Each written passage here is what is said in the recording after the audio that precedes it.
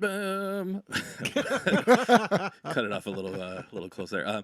Welcome to episode 3. 2.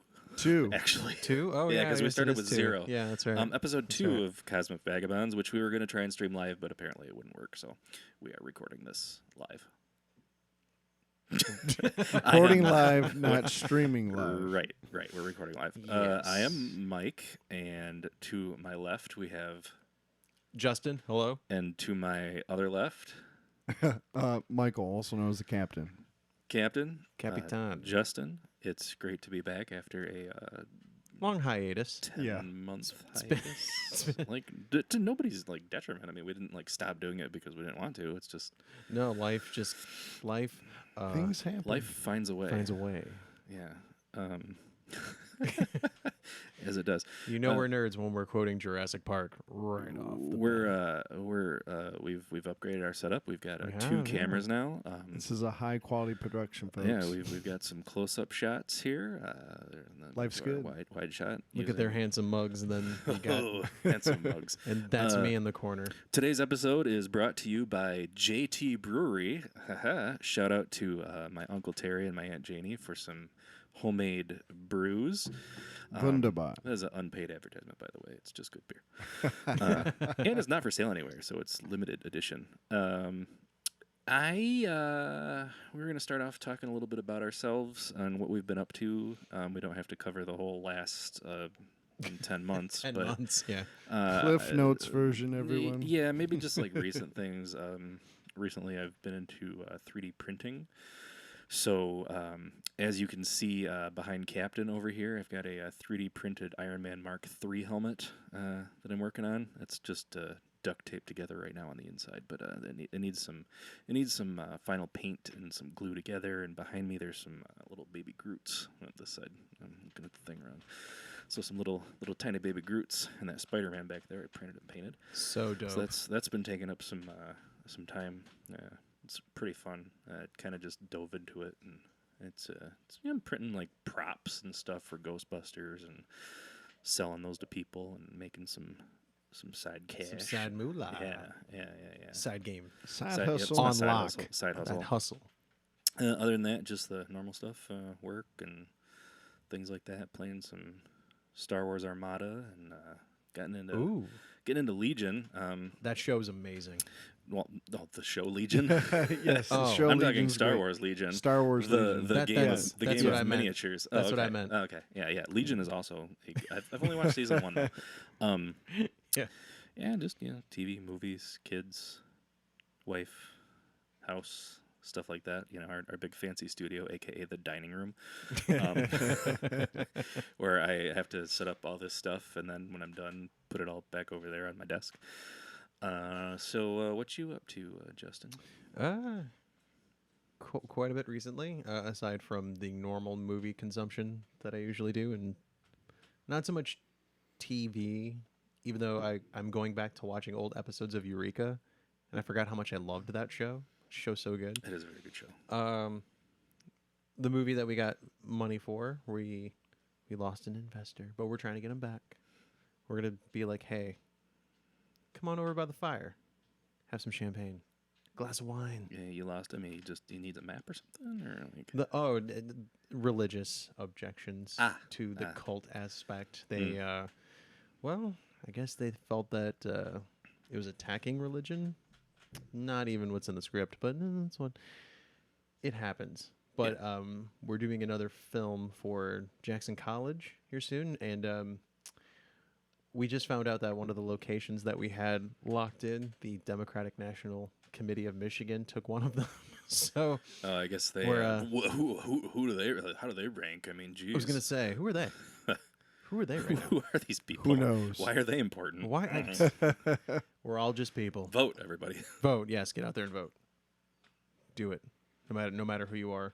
Just okay. I'll leave it at that. It's not November. It's but not all right. November, but No, we just had It's a local. good We had PSA local for elections everybody. here. We had Yeah, local we do. elections. That's true. this 2,000 week. people voted to see who's going to be mayor. Yeah, it coming was in our- November. Yep, Only our 2,000. The yeah, whole city. It was a entirety of Jackson. 11%, 10%. I Yeah. think. Yep. Yeah. that There makes sense is- though, given It's about the amount of people that probably care about that things. care, yeah. That makes sense. Those numbers are pretty. Those are pretty Who solid. do you want on the ballot? Probably Harambe again. Something There were a lot of stupid like that. write-ins. I wonder who got wrote in on that one. I would have been curious to see. Probably Macho Man Randy Savage. Something. Oh yeah, R.I.P. Texas. And just a guy just like breaking a Slim Be Jim. looped up. Snap into some taxes. Well, so what else? What else? So no, what else has been going on? You know, taking care of family.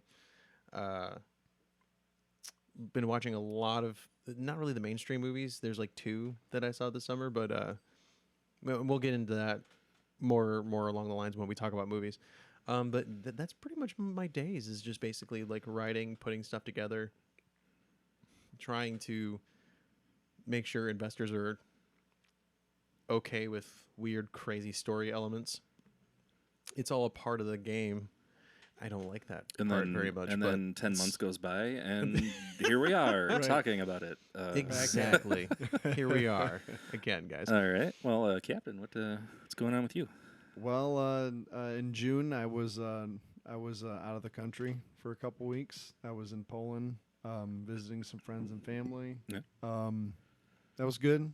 It was really hot over there, Mm. and they have no AC, so that was a That's fun. incredible experience. Yeah. Yeah. Other than that, work, soccer, been catching up on my movies and my shows. But like Justin pointed out, we got the Jackson College piece coming up, and then once we get everything good to go for our feature, and we'll be ready to roll, and we'll get to what we've watched and what games we've played and stuff. Yeah. Once we get into those topics, but it's life's been good. Pretty quiet. Good. And I'm Quiet's fine good. with that. I'm Yeah, fine with yeah, that. Yeah, quiet, yeah, quiet's yeah. good. Quiet's Quite as nice. quiet is peaceful. Pure peace. Okay. Let's see. We will get into our first segment then. And after 10 or 11 months, you'd think I would have had some time to like make some cool music or something for these little things here, but I don't, and I didn't. So, but now movies. Ka-chow. Back to us. Okay. So, Yes. I'm gonna go in reverse and start with the most recent movie that I've seen. Which I actually watched today. I had it on the background while I was working, and it was Braeburn. Surprisingly gory and really violent. So I liked it though. I mean, it was like I liked it. It was in the realm of okay. It brought me back to the other thing that I watched recently, which is not a movie, but it's a TV show, which was The Boys on Amazon. The which Boys. apparently is the most So streamed good. show on Amazon. Is it really? ever. Yeah, they said Yeah. that today. Yeah, After like the first 2 like weeks. in the first 2 weeks. Yeah. It's, Oh, like, wow. It's been viewed the most out of any show they've had. Yep.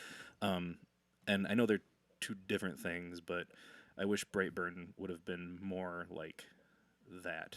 like the tone of the boys. The tone of the boys. Yeah, Yeah. I mean, I get the horror aspect of Braeburn, and for those that you don't know, it's like basically like what if Superman was bad and as a kid, and he's evil, and we still don't know why.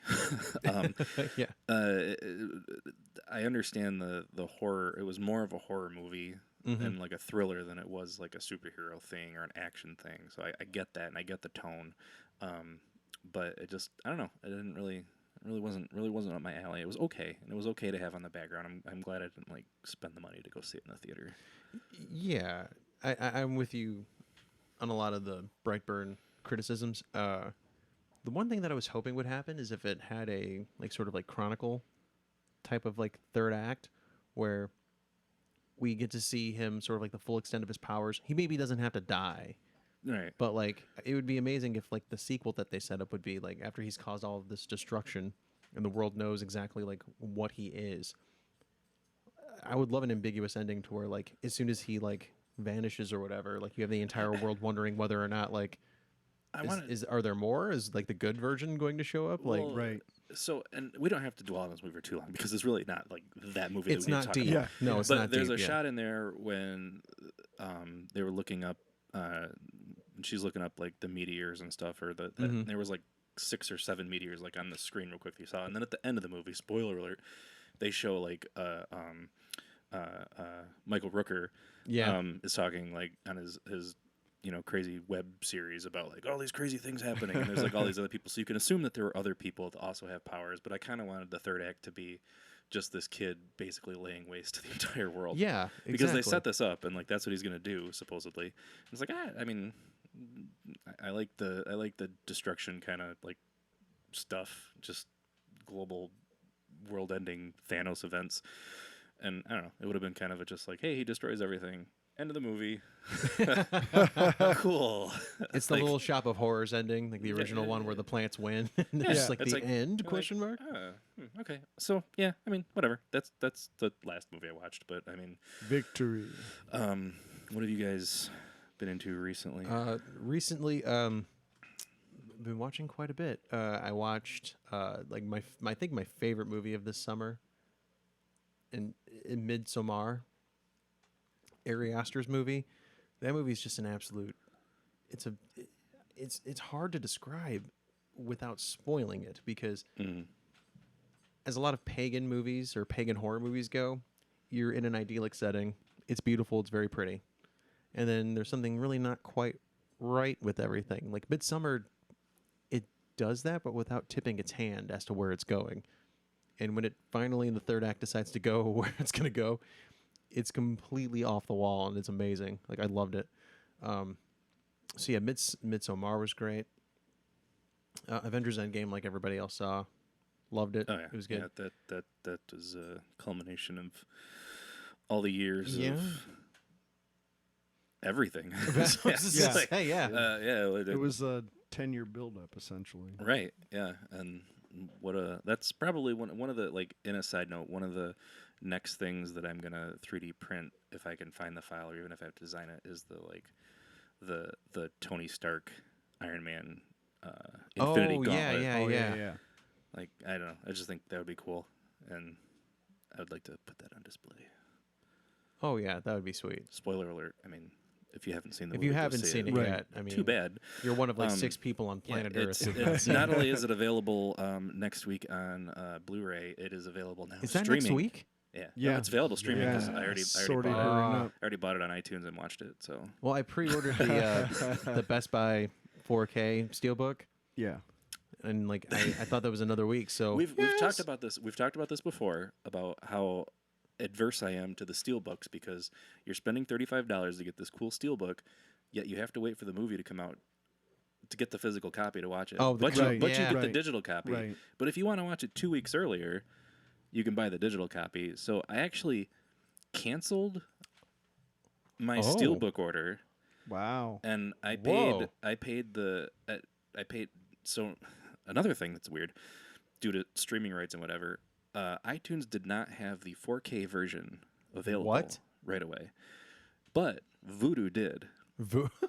Of all what? But okay, with the whole movies anywhere thing. So I spent $25 and bought it on Vudu to get the 4K version. So I have to watch it in the Vudu app on Apple TV to get the 4K, Dolby Atmos, all that stuff. Yeah. That unlocks. So then with the movies anywhere, I'll still get the iTunes version, but as of right now, the iTunes version is only in 1080p. Now, eventually, it will be in 4K. The weird, such weird things about this. That is so convoluted. Because I wanted to watch it like now. I didn't want to wait 2 weeks. Right. I want the version that I want to see right now. And I didn't want to buy it twice, even though I have Steelbooks on like all the Phase 3 movies. I have Steelbooks of. Right. And of course, I wait till the very last one, which is like the big culmination of everything, and I'm like, stop getting Steelbooks. Nah, I'm just gonna get guys. I'm just gonna get the digital not feeling version. it. But so Marvel released a Phase 1. It was a Iron Man. It was the case that they had the Tesseract. It was the Tesseract case for Phase 1, yeah. And Phase 2 had the from Guardians that had the Power Stone in it, which I actually have that. What? Yeah, it's around the corner there. Oh, okay. It's got the Power Stone in it. You unlock it. So I've got the Phase 2 one. I never picked up the Phase 1 item. Are they gonna have 1 through? Are they gonna have 1, 2, and 3 in a set? Well, I'm gonna assume that they're gonna release a Phase 3 set that has all the movies with some cool. I don't even want to know like, how much that's going to be. It's going to be like an Infinity Gauntlet. It's going to be like $500. I don't know. That'd be all the awesome if money. it was. It would be amazing if it was Ant-Man's van.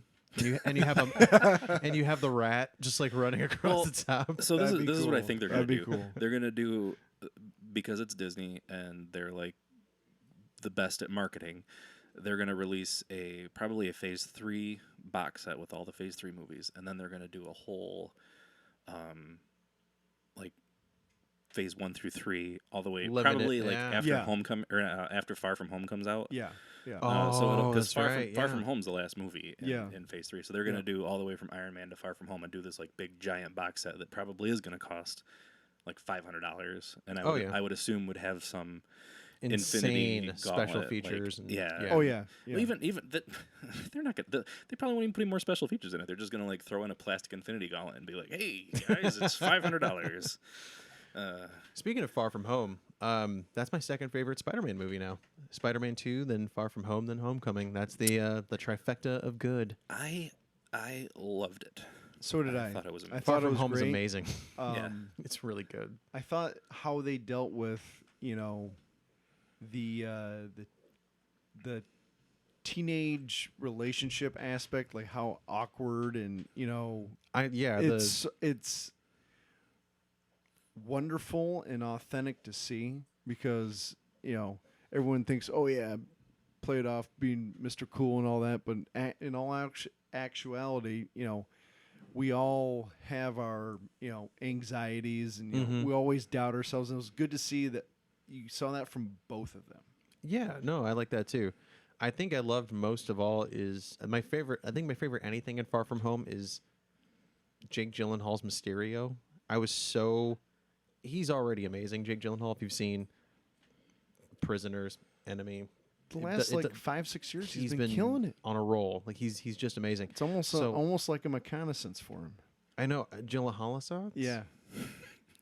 There we go. You heard it here first, everyone. So Gyllenhaal, like his reveal, which was just amazing. Like I the whole, loved that. It was great. Like, it was great. It was like his completely two different characters. Yeah. And like for him to pull that off and be like, it was, and I mean, I anticipated that. And it was seamless. Oh yeah, we were all waiting for what's the catch here? Right. What's the catch? Like, Quentin Beck cannot be trusted ever. Right. Our comic book nerds are like, he can't be a good guy. Like none of this makes any sense. And then it's like, oh, okay, I see what you did. Now, there. Well played. Well played, sir. Well played. But I think the whole like his character was awesome. Just the wrap up from Endgame. And the opening, like the first 5 minutes where like the kids do the montage of like Tony with the Getty Image watermark over the Tony I was in tears already. I'm like, this is incredible. Laughing, but it was. I'm glad that they addressed like actual like real life, like what would happen if that event would have happened. You know how the one kid's like, yeah, the younger brother, now he's my older brother. Like just like random stuff like that you would never quantify. Like, oh yeah, 5 years happened and right. Everyone's like, get on with your lives, but they actually showed like real life like scenarios. Yeah, which exactly. I thought was the only thing you get from those movies that that you wouldn't get in other things. But I'm sure they didn't show like when the blip happened and everybody came back was like all the people that got hit by cars and stuff when they like just magically like Disney's never going there. No. They're never going there. They don't have to show that'd be like Black Black Mirror level stuff. Right, and I also love too, going back to the scene where we finally figure out Mysterio's a bad guy, even though if you know him, you know he was always a bad guy. All the callbacks to secondary characters that either actually were in previous Marvel movies, like in Iron Man, and then that having great. That technology that Downey uses as a demonstration in Civil War is actually Quentin Beck. Like those little touches, I'm just like, man, Kevin Feige, come on. Yeah, like throwing him. Well, they were planning this for a while. Yeah. Oh yeah. Like putting him in the flashbacks off stage for Barf and being. Yes. And he's just like. Like, the whole Barf thing was great. It sets his character up perfectly, and not to mention like we get the whole wrap up of like Tony being dead and all that stuff. Yes, Spoiler alert again. Spoilers. And the 6 people who haven't seen Endgame. The only thing I did find that was they did make awful convenient was that like the main characters from Far From Home, from Homecoming, like all these teenage characters, all of them disappeared. Yes. In the snap. Oh yeah, and, yeah. You know, they all came back in the blip, and it's like, oh, just so they could be in a movie together. Pretty much. I'm like, I get it. I mean, I get it. It makes sense. I mean, I also loved so very much too, and it's the best post Marvel credit scene ever. Oh, when yes. Jonah Jameson shows up. The theater, my buddy Joe and I went opening night. That theater, including us, we had everyone just it went from like shock to silence because we weren't sure if this is like a Mysterio thing, and we realized that the footage that he doctored up to make it look like that Spider-Man's a monster, that's Beck, but J. Jonah Jameson totally is totally in this universe, and I'm like, oh, Alex Jones of the MCU. Like, he's the Alex Jones of the MCU, and it's beautiful and perfect. It's and perfect. Like, it was amazing. So I was great. Like, the theater I was in, like I went opening day by myself. Dude, you should have let me know. Like, dude, we friends. I don't have those. It was like last minute. I was like, I'm just gonna go right now, and it was like that scene. Like the whole theater was like, what? Yeah, dude, exactly. Yeah, it's man. I've never seen a post-credit sequence not only take because like as much as I love the Spider-Man Homecoming Far From Home, there is something about reason Spider-Man 2 is just this much more of my favorite is because of that classic Peter Parker of where he does the right thing, he gets totally crapped on consistently, and he still does it, still goes for it, even when he gives up on it. It's not within him to keep giving up on it. Yeah. And just sort of how everybody hates Spider-Man, but there's enough people that like him to make him keep going. I was thinking, I'm like, where did they take Spider-Man as a character here? And then literally that happens. And I'm like, oh my God, they didn't just turn the ship. They literally just went, and the whole ship, I was just like, oh my God. Just, the whole thing's just like, the whole thing moved. And I'm just like, that is how you do it. I know, and I'm like, where do we go from here? What's going to, like... What? And what's so funny is that in one post-credit sequence, they accurately, and for the better, changed the direction of where a character was going back to its origin and its roots. Mm-hmm. In a post-credit scene, a DC can't even do that with one movie. Can't do it with a 2.5 hour movie. They can't even do it with a 2.5 hour movie. That is insane. They did it with a whole like 30-second scene.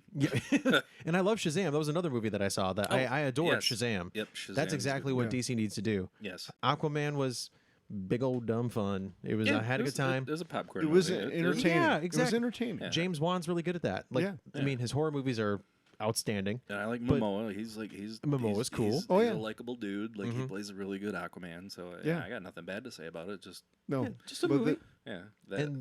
Nothing spectacular, but you knew what you were getting. It was never the movie never acted like it was something that it wasn't. The Dark Knight of underwater. Yeah.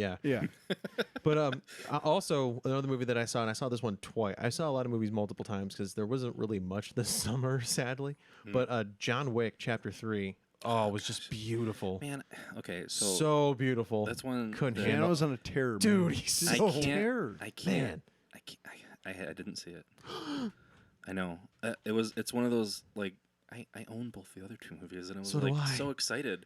And then I don't know, it just came and went, and I never. It was a busy summer, but that's one of my big disappointed misses. But I'm assuming, and I haven't seen a release date yet, but it'll probably be out. Any week now. I can imagine that most likely we probably missed it. They probably even talked about a release date for it, and we just haven't been on the ball. But honestly, for me, this has been the summer of Spielberg movie-wise because Flashback Cinema, for those of you that don't know what Flashback Cinema is, if you go on their website, it'll tell you exactly which theaters do Flashback, and they show classic movies from either like the golden age of Hollywood up until the 80s and then 90s. And like I think most recently, I think the most recent film they showed was Harry Potter and the Prisoner of Azkaban, which is my personal favorite Harry Potter movie. They showed that on Flashback. Mine is Chamber of Secrets. That's because Gilderoy Lockhart is one of the best casting choices ever. For me, it's the whole movie. The casting in that whole movie is perfect. Yeah, absolutely perfect. And the adult actors, the scenes that they're in, they just kill it. Like it's seamless. Perfect, and it is exactly how the book is. Oh, yeah. Gilderoy Lockhart literally jumped from the page, sort of like Alan Rickman Snape. Yeah. Certain people just embodied the characters beautifully. Yeah. But I saw They also did with Ocean's 11, by the way, on the yes, the remake. With, that's another with Brad Pitt and Clooney. That was also on the. It's better than the Frank Sinatra. Oh yeah, one. That's It's my better. favorite. Well, and we saw, but that was also on the classic cinema. The thing. Flashback Cinema. We met up like not on purpose, but on Father's Day. Oh God! For Raiders of the Lost Ark. That's like the kids were like, "Hey, what do you want to do?" And I'm like, "I want to go see Raiders of the Lost Ark." And I'm like, "Okay," so we went, and like Justin was there. We just happened to be there at the same time. I was gonna say, yeah, me and my buddy Joe were there. Yeah, yeah. And that movie came out in 1981, the year I was born. So never seeing it in theaters, it was just amazing. Like just from the opening to like, I was getting like goosebumps and like tearing up, and I'm like, I've seen this movie like 300 times. Right. Exactly. Like I don't know why this is happening.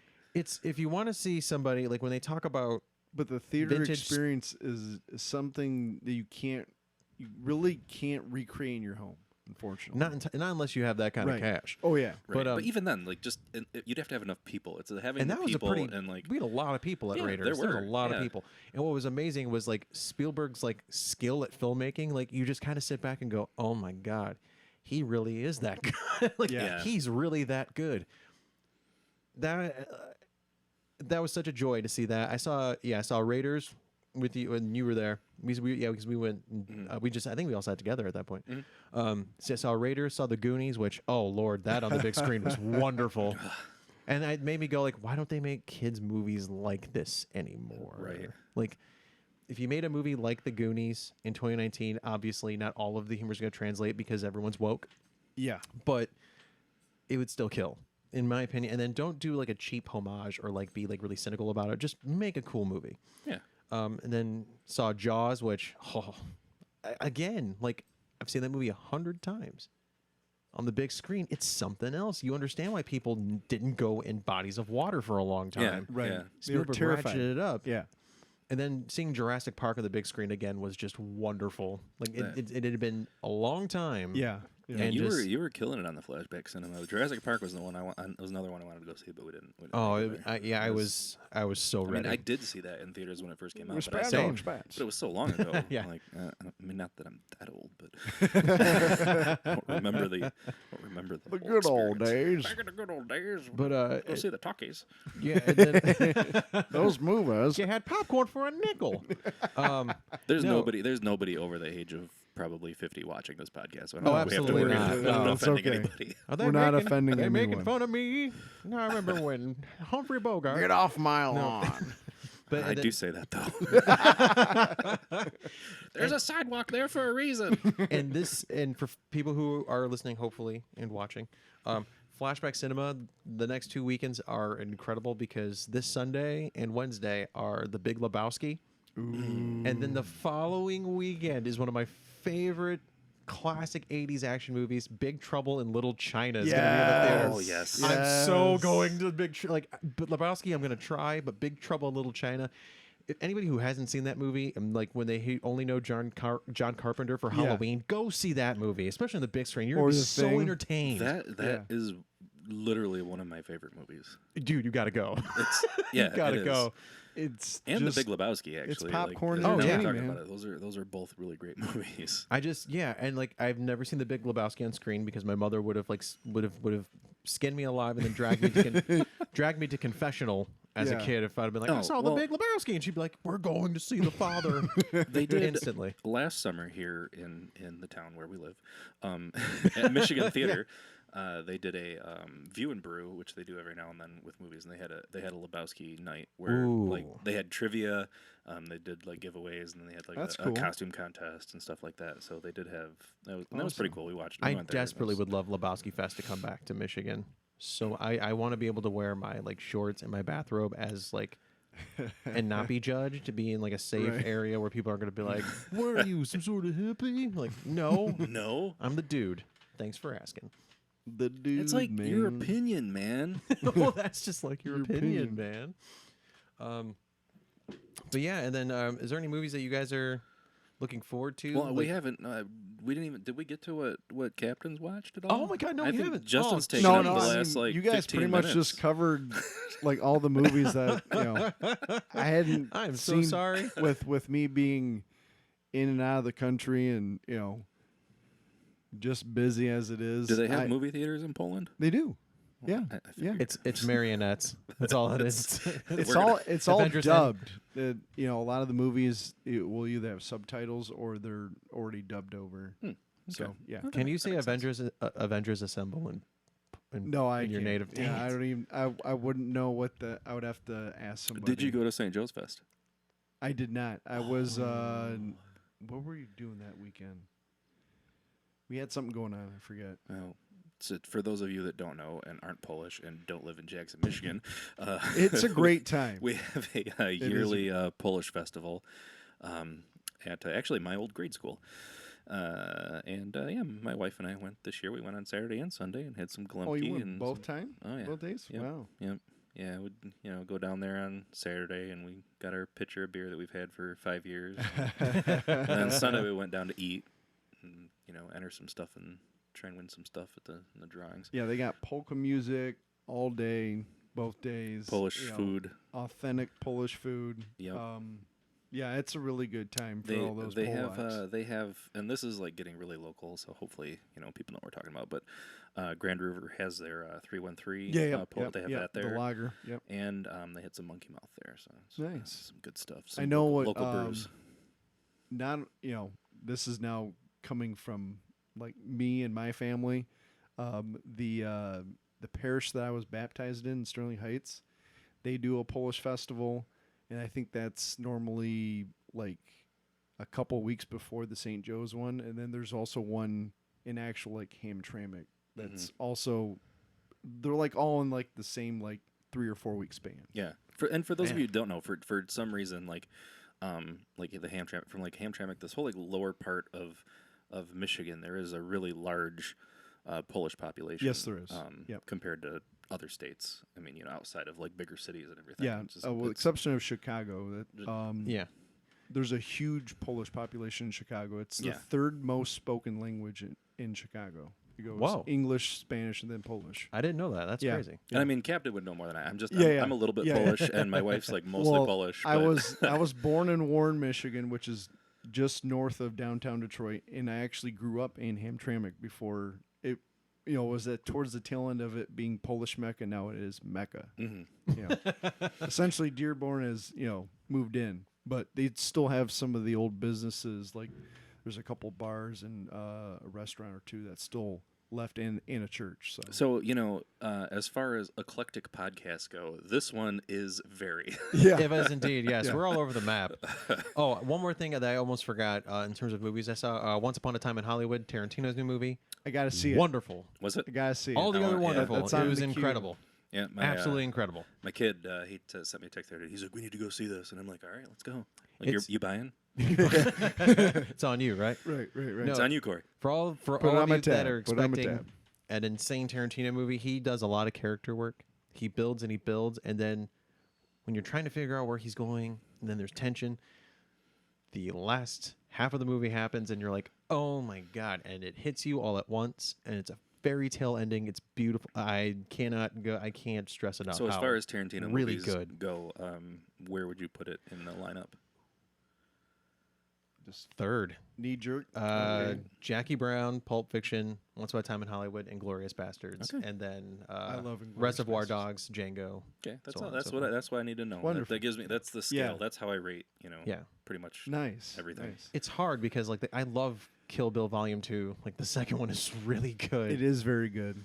But go see Once Upon a Time in Hollywood. It's awesome. On a scale of Pulp Fiction to Django Unchained, what do you rate this beer? What is the? I rate this maybe the Grindhouse. I mean, if you guys want to, since we skipped me on the movies, we can just start me with the TVs, I guess. All right. Yeah. What are you watching? Let's wait. I watched The Boys. We got to do our intro because we got one shows and stuff. Shows and stuff. Yeah. So good. The Boys on Amazon. Yes. Phenomenal. I'm the only one who hasn't. If you haven't seen it, Look, we go gave see you it. we gave you an assignment 2 days ago to watch there's only 8 episodes, right? Yeah, it's 8 episodes. Eric Kripke, What for have you all been those doing? that don't know, been watching creator of Bergman Supernatural, Revolution, and what was it? Time something on NBC? Timeless. Timeless. Yeah. Yes. So he's the showrunner for The Boys. It's based off of a comic book series, and essentially like what would happen if corporate America like had control of superheroes. And you know what? It's not assholes good. and Yeah. dicks.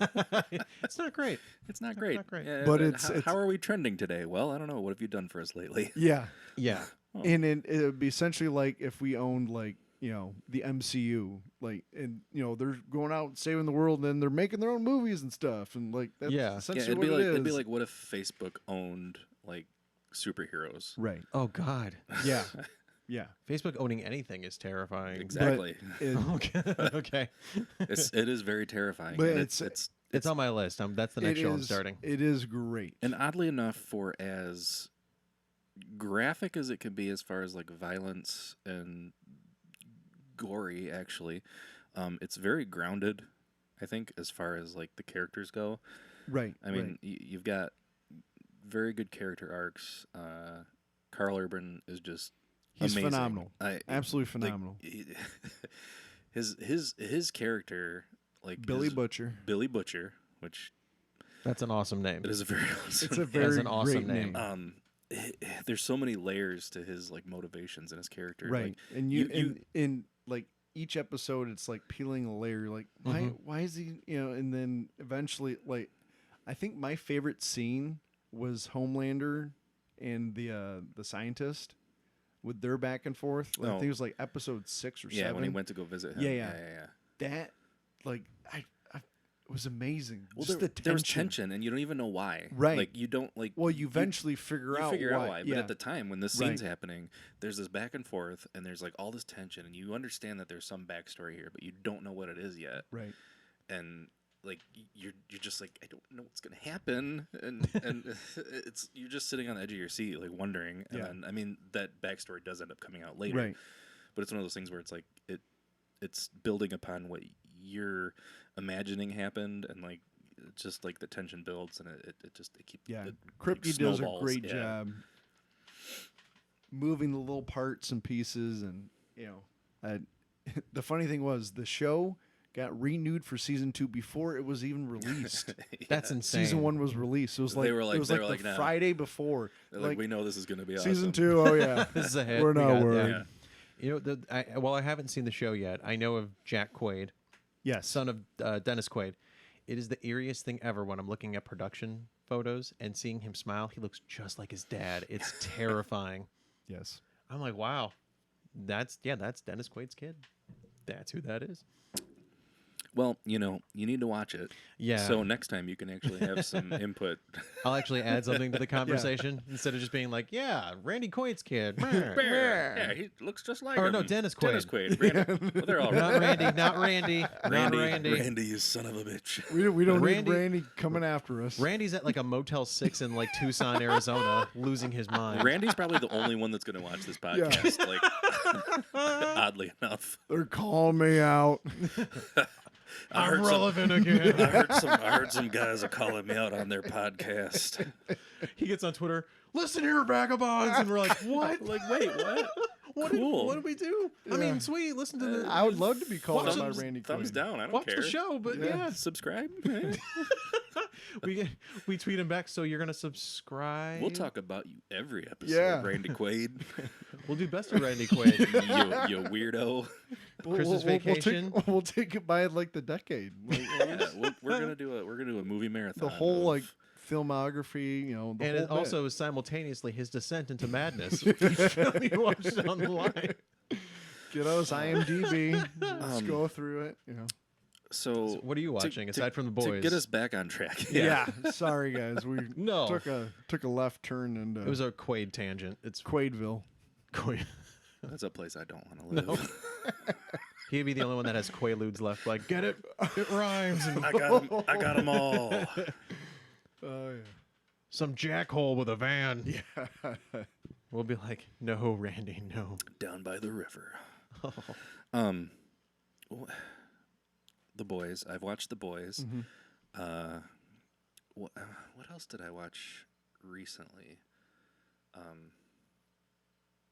I started on Netflix today. I'm like halfway through the first episode.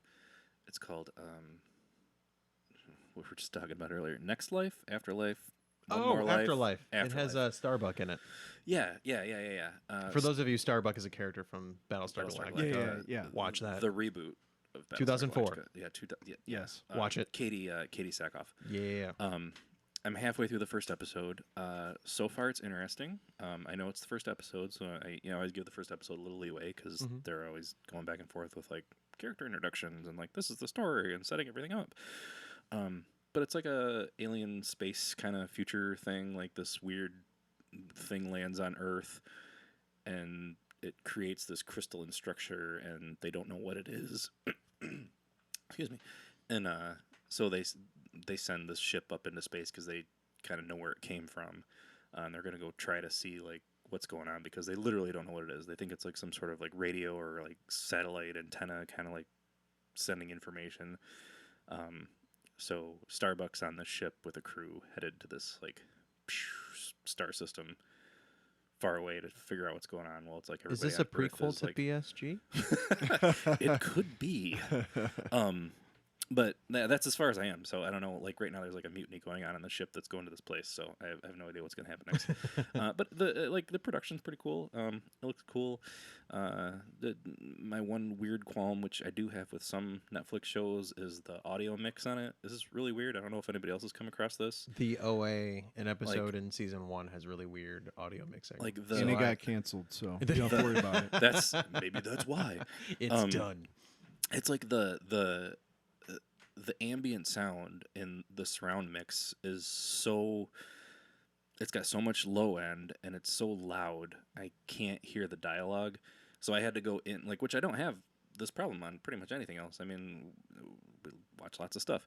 So I had to like go into my receiver settings and like crank the center channel way up and like turn my subwoofer down just so I could hear the dialogue, which, I mean, this doesn't have really anything to do with the show besides that, like, somebody mixing the audio was just doing a bad job. Like, right. They're like, we want all the sound effects. And I'm like, yeah, I can. When they're on the ship, it's like, and then it's like, I'm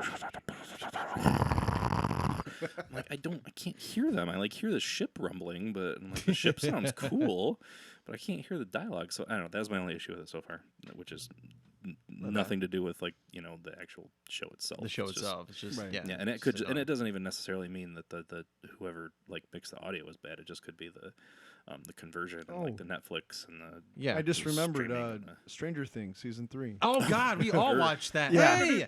Hey, something I watched. Hey! Yeah, I'm in. Wow, All yeah, right. that kind of the big thing right there. Yeah, Stranger Things. Yeah, season 3. that came out like July 4th. Just as I was coming back from vacay, like I think there was like a week or two. I'm like, oh, Stranger Things. How about that? What thoughts on Stranger Things season 3? So good. I liked it a lot. The build up, you knew some things were going to happen, because after how season 2 ended, but season 3, how like just got me right here, man. Right in the feels. They had to play David Gabriel's Heroes again. Or Peter Gabriel. David Bowie. Peter Gabriel's right, Heroes. Yeah, right, they played right. it His at the version. end, Yeah, and yeah, I was just like, yeah. you manipulative monsters. Why? But yeah, I'm with you. I like 3 a lot. I'm really glad they actually let Billy do something. Yeah, yeah. Because like Billy's character arc is pretty good. It's pretty good. He ended up being a good guy. Yeah. I think my favorite character throughout this entire season, and this is going to be very random, I loved Alexei. Oh, yeah, I loved yeah, him yeah. so Yeah. much. He was awesome. So, spoilers for anyone who's not, for the 6 people who haven't watched Avengers and Stranger Things. Russian season 3. scientist. You're the same people. Yeah, because you're the same people. We don't want to be a part of the pop culture zeitgeist. We don't have TVs. We just have YouTubes. We have YouTubes and reading, Snapchat stories. No, Alexei's shot and killed by the Russian Terminator, and it sucks. And I got really upset. I was like, because like Alexei like finally got a taste of Americana. He got off by Dolph Lundgren. He got off by essentially it's Dolph Lundgren. By D-grade Dolph Lundgren. That's who he got off by. Well, they made the joke, but it was literally like C-grade Terminator. C-grade, yeah. Like, as soon as I saw him, like, man, why didn't you just get Dolph Lundgren to be this guy? He would have done it. Oh, yeah, I'm sure. He was great in Creed 2, so, I mean, like, he still got it. Right. I won't talk about the Expendables because he just goes like, hey, what's that? Yeah, there's like we're looking at the Expendables. There's like 20 people and they all have like 5 lines each, and we're like, and there's your movie. And Chuck Norris still had the best moment in all 3 of those films. Yeah. Some call me the lone wolf. I'm like, oh my god, are they really doing this? Like, this is wonderful. Yeah. But I would say probably the best episode of, or my favorite episode of Stranger Things season 3 is probably the one where Billy, as the Mind Flayer, has that monologue with 11. Oh, yeah, Because when that score kicks in and the stakes are finally... I was just like, yes, I'm all in for wherever this... And the Battle of Starcourt Mall is pretty awesome. Pretty epic. They did a really good job. What'd you think? Carl Els as the defunct corrupt mayor. Geez, my God. Yeah. His character was like, I think they underutilized him. I wish they would have utilized him more, but he was for the screen time so he had. Good. It was he was so good, so good. I wish he would have said "As You Wish" as like a Princess Bride throwback. Dude, I love his cameos and like everything he does. He's Despero and I was literally gonna say Psych. Yeah. Despero, Pierre Despero. I hope Psych movie 2 coming out. I want Pierre Despero in that. Bad. Yeah. So just a quick cameo. That's all we need. It's one of my favorite cameos. That's one of my favorite shows ever. I love that show. Psych is awesome. I was sad when it wasn't on anymore. Everybody hurts. But yeah, Stranger Things season 3. Your thoughts? I liked how they expanded, essentially the world, the Stranger Things universe, and not just focused on this little hunky dunk town in Indiana or whatever. We start bringing like real life, real life elements. The Cold War stuff. That was what like sold it for me, because I'm like, man, how are they going to do a 3rd season of a show where crazy stuff's happening in the same town no one else notices and over and over again? Like, how does that even make any sense? And then they're like, oh, you know what? Cold War, Russia. Right. They built the mall. Oh, okay. Well, now it makes sense. Makes sense. Yeah, I get it now. So is Hopper still alive? Oh, yeah. Yeah, I think he's in that prison. He's the American. not the American. Yeah, the American. And the cynical part of me knows that he's one of the biggest he and 11 and the rest of the kids are like but Hopper in general with 11, they're 2 of the biggest characters of the show. They're not getting rid of them. I mean, if they had confirmed that he's dead, that's a ballsy move on the Duffer Brothers' part to do it. And I would have been like, that's pretty cool that they're like, you know what? F it. We're going to try it. But, and I guess do you guys have any qualms? I only have one. Is that I wish that Alexei would have been like part of like an underground, like a part of like a resistance movement within like the Russian like scientists, like the Russian government scientific arm that does this thing. So that when like it would have been hilarious that like as they're interrogating him at the conspiracy theorist guy's house, Murray's house, that they go through all of this stuff and he still comes back, and then all of a sudden like when they finally actually like when he feels like he can trust them, he goes, yeah, we're basically we've been sabotaging the project because we need to close the holes because we realize that these creatures will destroy the world, and they're all like, oh. Okay. Oh, okay. Yeah, like, all right, cool. yeah. If only you spoke English or like something someone would have said in the 80s. But like, so like a little twist on that would have been kind of cool. But that's such a nitpicky thing because I like season 3 a lot. I think season 1 is still the GOAT, but season 3 is season very 1 is definitely the GOAT. And then season 3, it's right behind there. it. Oh yeah. I agree with all those things. All the things. all the Stranger Things. I'm into it. All the Stranger Things. I agree with them all. That's all we can do. 3 seconds before YouTube's like, hey. Wait a minute. You guys are humming songs? Copyright. Shut it down. Shut it down, Vagabonds. We told you about this before. Anything to add about Stranger Things? No? I like the fact that they like the buyers are moving, like they're really shaking things up for whatever season 4 is going to be. Part Right. of the feels, man. Like, oh yeah, are they gonna have to come back? Are they gonna? We don't is know. everybody We gonna don't go know. follow them? Can we very what's briefly talk happening? about like what we hope for? Because my hope is that like season 3, they set up like a Machiavellian. I mean, season 4. Season 4. Oops. Yeah. We just had season 3. Yeah. No, no. Season 4, like a Machiavellian, just like super charismatic figure that finds, because we know of 8 and 11. Yeah. I want them to Right. find the rest of them, and basically like pull them together to essentially like give them like a corner of the kingdom of like of Earth. It's like the Upside Down. Like, we're coming.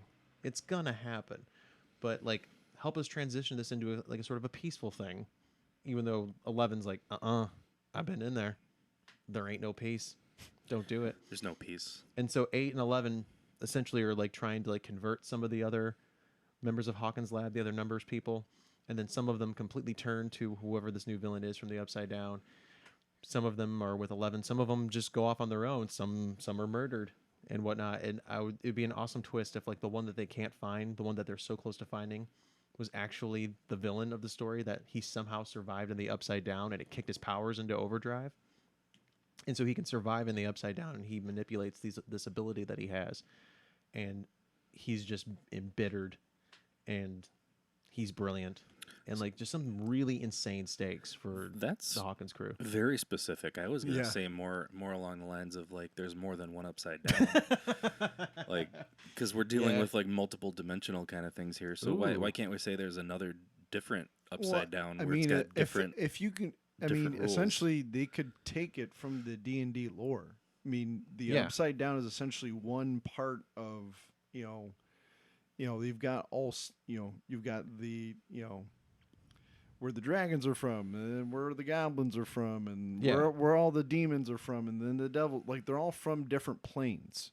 So essentially the Demogorgon Mind Flayer is from a certain plane, and then you could essentially, there could be like 7 or 8, 10, 11 different planes where each one has its own, like super boss essentially. Right. Yeah. But I mean, if you've already established D&D as canon, you could Yeah. do that if you wanted to. I think there's lots of possibilities. Or maybe there's a competing multiverse that essentially goes into the Upside Down, cleans house, and now a new dominant species is taken over. Or they all just have Or to like go a into hybrid? the multiverse, and the whole season takes place inside the Ooh. Upside Down. And What if the here's a good twist for season 4. What if the Russians figure out how to make like a hybrid? like a Demogorgon human, Yeah, like hybrid, like actual Demogorgon like man? Demogorgon Demogorgon. not like the host with like Billy and stuff, but Right. like an actual like They make a Combo. utopian like Yeah. colony of like Yeah. men and like creatures from the Upside Down, and it works. yeah. I think there's many possibilities. I Yeah. mean, you've developed That could be like a crazy like spin-off show. they've developed this. A sitcom. Yeah. It's a sitcom. Space Force. Space Force. Well, I mean, they've got a pretty broad brush when it comes to what they're doing, so they could That's go true. any direction they want to, really, and it would be believable as far as the Stranger Things universe is concerned. I'm very curious as to, because like I'm really curious as to where season 4 is going to go. I'm pretty sure we'll hear something at some point, like in a few months. Yeah, I don't know if depending on like the actors like schedules and whatnot, if we're gonna get season 4 next year. My guess is it'll be 2 years from Probably, now. yeah. I Yeah. mean, Sometime 2021. they're getting like Oh, yeah. so many other parts and stuff and, Right. and roles that I think it's harder for them to get them all together. But Well, I mean, when- yeah. But when did I'm they? fine with it being every couple of years. Yeah. Gives me time to digest and then. When did they film this last season? Because I noticed that David Harborough was still, Not in Hellboy Hopper, mode. and he wasn't. Yeah, he wasn't like ripped like Hellboy. So I was kind of like, I don't know. and that made me wonder. I was like, they would have had to have filmed this like a long time ago because Yeah. I mean, Hellboy filmed for who knows how long, and that's been out for a while. So either that or I had a slight, and I never noticed it, but I had a slightest inkling that maybe he was wearing like a suit. Oh. But I never noticed it because usually you can notice those things, and if they did Yeah. it, they did a good job with it. I mean, that's completely unrelated to the show or anything, Yeah. but it was. Yeah. These are the things that run through my mind. We're when getting I'm- into when I'm- technical aspects. Yeah, when I'm like watching stuff, I'm like, I was like, that was the first episode. I'm like, his first scene, I was like, when did they film this? Like that's what I'm thinking. I'm like, I'm not even thinking of the story. Still like, what's going fat, on? guys. I'm like, yeah. When did they? Hey. What's the timeline on this? I'm like, did they like? Is he wearing a fat suit? Because like he's pretty ripped now. He's like Chris Pratt fat before he became Star Lord. Right. He was he went from Andy to Peter Quill. Yeah, and I mean those seriously, all those guys have like the same trainers because they're like, we got to eat this food and work out like this, and you'll be ripped. And You it's can like, eat 35 pies, but you have to also walk a country mile with a tractor tire on your back. Rawr. I'll do it. Pay me. I'll do it. You pay me. I won't pay you. Yeah. Is there anything else you guys watched? We've been watching a lot of old stuff, just kind of filling time. House and Eureka. I don't know why those two shows, but like they've been fascinating to me lately. And watching some. And then the X-Files.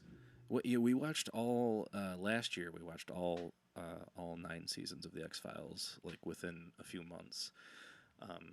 We've been watching Fact or Fiction: Beyond Belief, hosted. I by have the Jonathan first season Frakes. of that on DVD. Well, the first season is not hosted by Jonathan Frakes, though. It isn't? No, the first season was hosted by what's his name? Not Jonathan Frakes. I'm thinking the first season is. No, it's not, because we went to watch it on Amazon, and I'm like, this isn't Jonathan Frakes. Amazon has it wrong. I'm pretty sure. Is it? Really? Jonathan Frakes is in the first season. The later seasons were James Brolin, Josh Brolin's dad. Okay, so on Amazon has it. He hosted the first season, and then Jonathan Frakes hosted 2, 3, and 4. That's how Amazon has it listed. Amazon's on that crap. Because we skipped season 1, and we were just like, no, I want to see some the JF. James Brolin season is. I just love how Jonathan Frakes is like. So did we get you? Have you ever ridden a bicycle? Well, pedaling from here to there is either fact or fiction. Now, yeah, but it's fun. It's a fun show. My favorite episode of that show is the one where I think it was like a guy killed his wife, like he shot her, and it was an accident, quote unquote. And then all of a sudden he's chopping down. Then he marries the woman that he had an affair with, who helped him cover it up because she was a cop. And then all of a sudden he's chopping down a tree that was like his now deceased wife and his like love tree. And as he's like chopping the tree down with a chainsaw, you hear tink, and he goes and falls down. Like he hits the bullet with his chainsaw. Yes, that one. That one. And that was actually true. Yeah, they I was like, what? Most of the time I can kind of oh yeah, you got me. Nope, I got that one. But sometimes I'm like, no, there's no way that was true. I'm like, I'm going after this guy and his research, because I'm gonna track down these people and find them. The chainsaw one is true. That's the most insane thing. Is like, even I was like, there's no way. And I was like, and I have Google now. I'm not a kid anymore. Yeah. This isn't the 90s. You're not gonna get me. And then I was like, oh my god, he is telling the truth. Well, Yeah.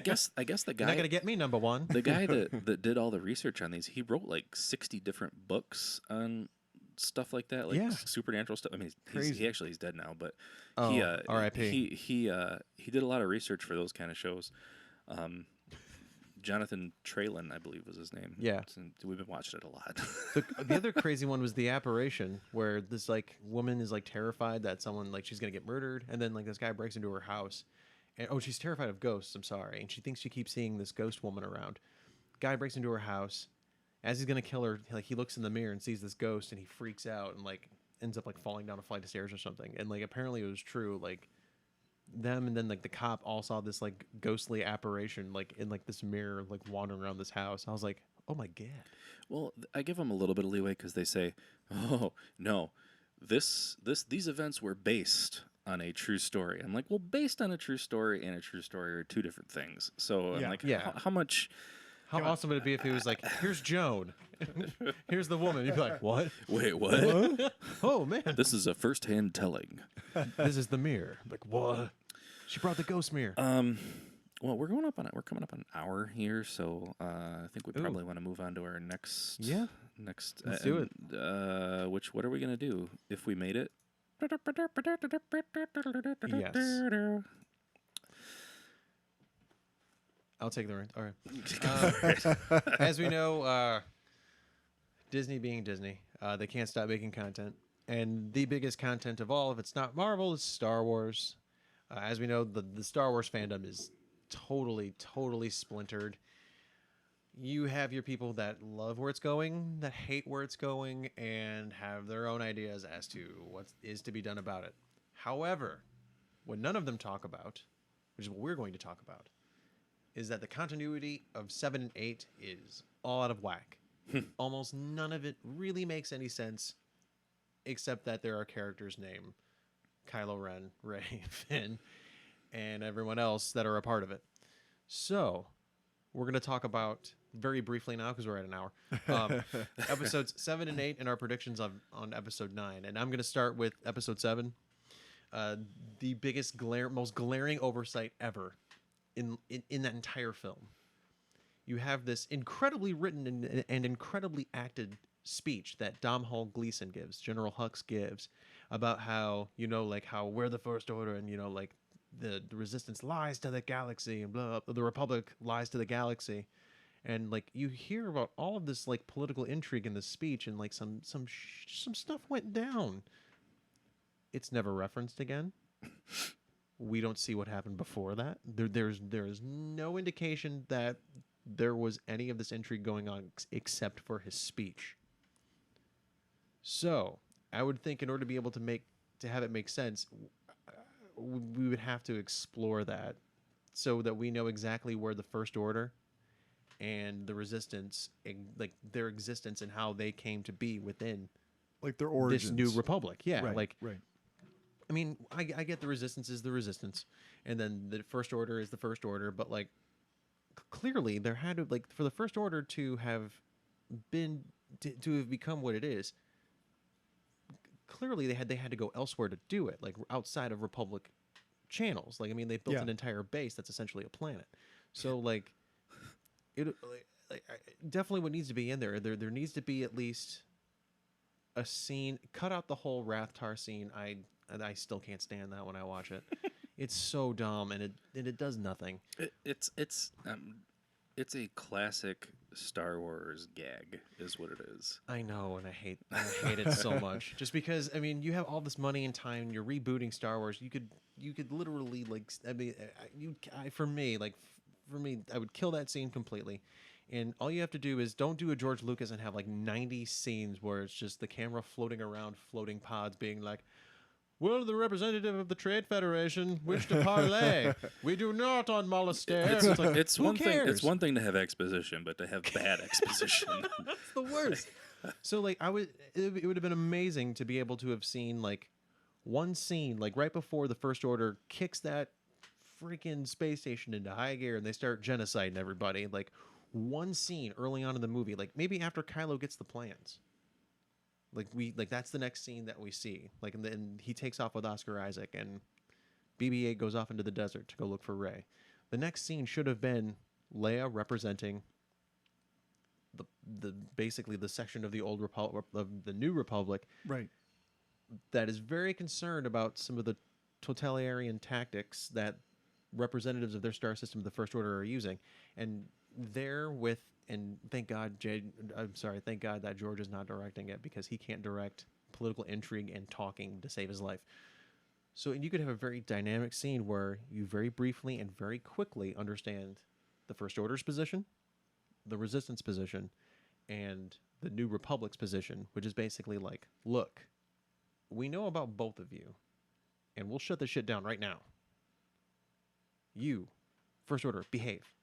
You guys, chill out. If we need you, though, we'll get you. Don't worry. If we need you, because they're crazy. They're crazy. So if we need you, like, that would have made that speech actually mean something, because it means that the First Order is not like the Empire, and they actually decided to use diplomacy. Like, there's a difference right there. Was the First Order like a Brexit thing?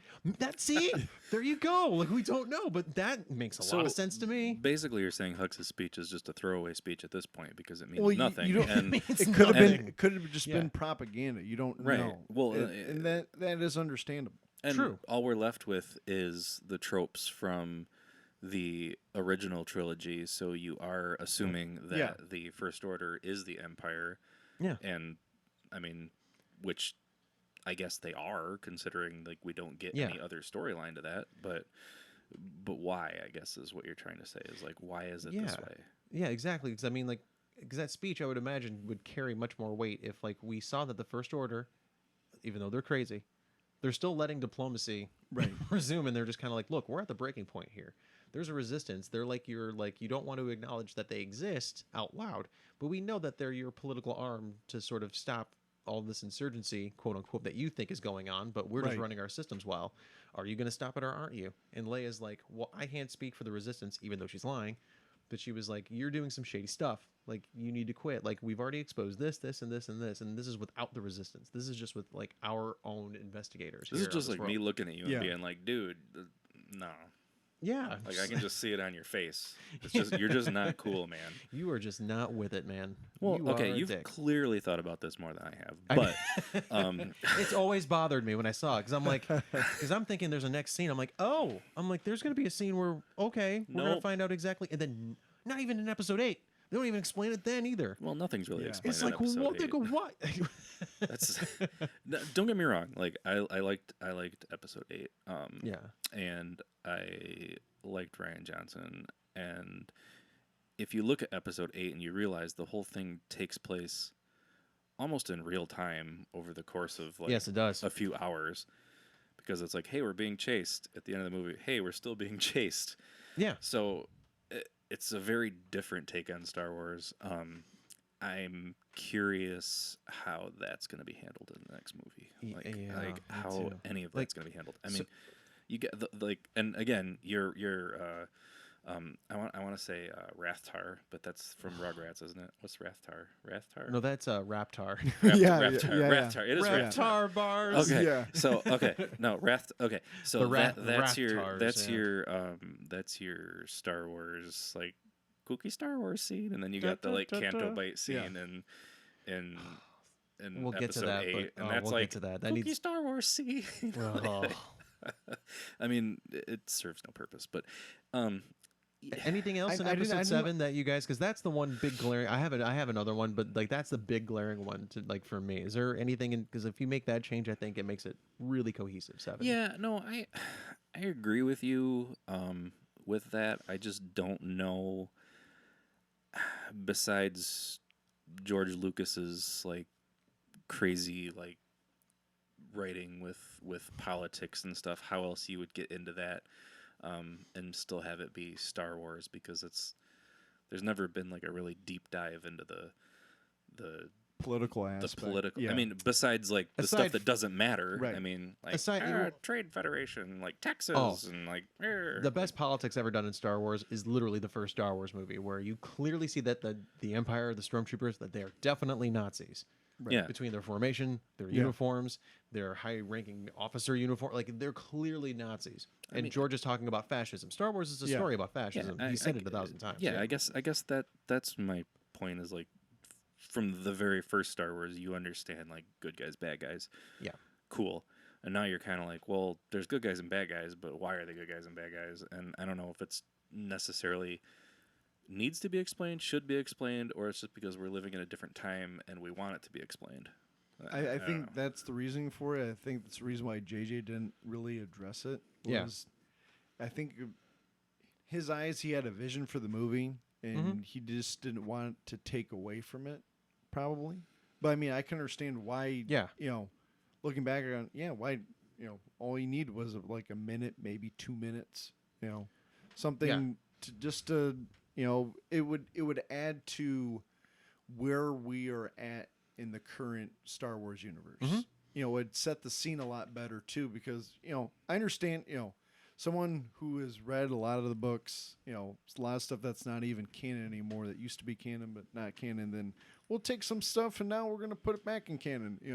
All that. It would have been nice for those that the fans that grew up watching all the older films, sort of bridging the gap of the 30, 40 years, whatever it was. Yeah. Like, what is the climate? What are we dealing with right now? It also would have been a really nice scene. Like, you could have, you didn't have to jump right into the speech, but like we could have seen what the new we don't even get to see what the new Republic looks like or what it is. Like, we don't get to see like did it thrive? There's so many missed opportunities. Like why is it being destroyed? Like, why those planets? Like, what planets are we losing? Like, we don't have to know that all of that. Like that later on we can addressed in Resistance. It does, yes, that's true. But yeah, it's one of those where I think the First Order, like 7 tried to do what the original did, where there was good guys or this, bad guys or that. But I think we live in an era where a lot of people understand that there are shades of gray. And I think just one little scene where you understand where, like, the First Order, yeah, they rule with an iron fist and they're quite dickish. Now we know that, and then they go from being essentially a political ally to like a homicidal, genocidal, like we're going like full blown, we're doing what the Empire wouldn't or couldn't do because they didn't get it, and we learned from their mistakes. And the Resistance is kind of like, oh, these are not your typical average Imperial type of guys. These guys are truly insane. And having that scene there and those interactions and understanding the way the New Republic looks like, it works, it feels, also plays into my version of Episode 9. Well, you've just ruined Star Wars for me. This is like the. I mean, I understand where you're coming from, but I think Star Wars at its base, we do have to remember. Yeah, who it was originally made for and how it flows. Kids. And it is made for kids. The kiddos. I just wish they would have just given JJ the whole trilogy and been done with it. I completely agree. I think one or the other. Yeah. The problem, the Right. biggest issue as to why 7 and 8 aren't connected or cohesive, that's on Kathleen Kennedy. There was no talks between JJ and Ryan. They pretty much They were brief. They were extremely brief. Like it was There was like like- here's my post-it notes. yeah, and like That's exactly it. here's all the stuff. here's what I think should happen, or what when I set up these characters and the situations, like what I would possibly what my outlines and droughts for 8 would be. This is here, have them, and that never happened. But there's a lot in The Last Jedi that Ryan did that Star Wars needed desperately, that I completely agree with. If JJ had, if like the two, first of all, like Kevin Trevorrow, I'm very glad isn't doing Episode 9. He would have been terrible, because I saw the Book of Henry. Oh my God, the most incomprehensible movie I've seen in a long time. But like, imagine if like Denis Villeneuve, who did Arrival and Blade Runner 2049, like they got him to do Episode 9. So now you're gonna get like the most artistically like BA Star Wars you've ever seen. And the three of them getting together, and they're like, okay, here's where we're gonna go in 7.